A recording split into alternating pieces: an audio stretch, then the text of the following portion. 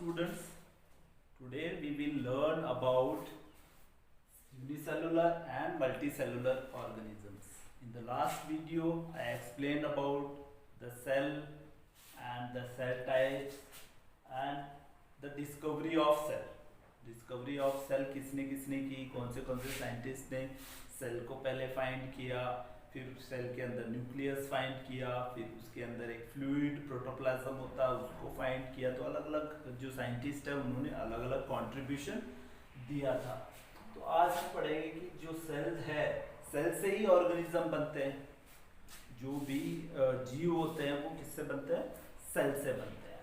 अब जो ऑर्गेनिज्म है दो टाइप्स के हैं majorly, one is unicellular and another is multicellular. Unicellular means the organism made up of single cell are called unicellular। जो single cell से बने होते हैं वो यूनिसेलुलर ऑर्गेनिज्म होते हैं, जीव होते हैं। And the organism made up of many cells they are called multicellular organisms.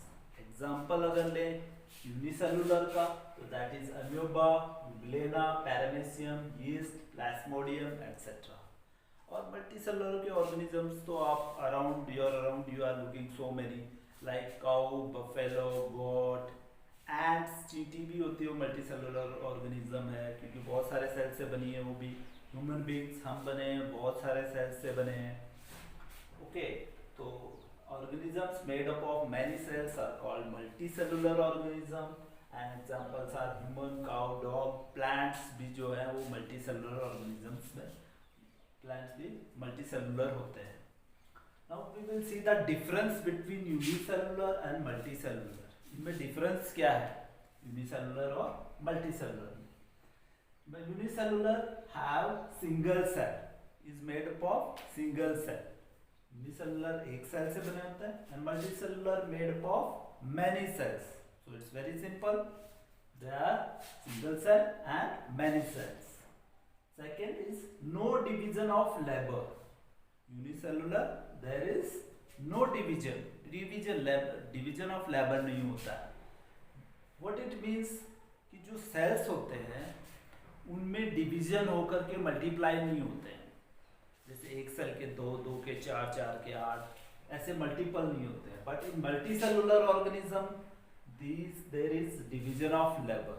एक सेल से दो सेल बनते हैं, फिर दो के चार बनते हैं, चार के आठ बनते हैं। सपोज यहाँ पर हम ड्रॉ करते हैं, ये एक सेल है, इसमें ये न्यूक्लियस है, बहुत सारे पार्ट्स हैं। अब ये जो है डिवीजन ऑफ लेबर का मतलब, ये जो है एक सेल ऐसे होता है, इसका जो न्यूक्लियस है पहले ये डिवाइड हो जाता है और फिर यहाँ से ये ब्रेक होता है और फिर ये दो सेल रेडी हो जाते हैं। ओके, आफ्टर दैट ये दो के चार सेल डिवाइड हो जाते हैं। इसी प्रकार से दो के चार हो जाते हैं, चार के आठ होते हैं और ऐसे मल्टीप्लाई होते हैं। ये third point we can say death of cell means death of unicellular organism. अब ये यूनिसेलुलर है, एक ही सेल है, यही खाना खाता है और वेस्ट बाहर रिमूव करता है।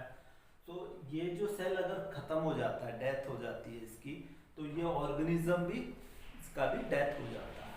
बट मल्टीसेलुलर ऑर्गेनिज्म में बहुत सारे सेल होते हैं और अगर कुछ फ्यू सेल्स इसमें डेथ होती है उनकी, तो कोई अफेक्ट नहीं होता है मल्टीसेलुलर ऑर्गेनिजम्स में।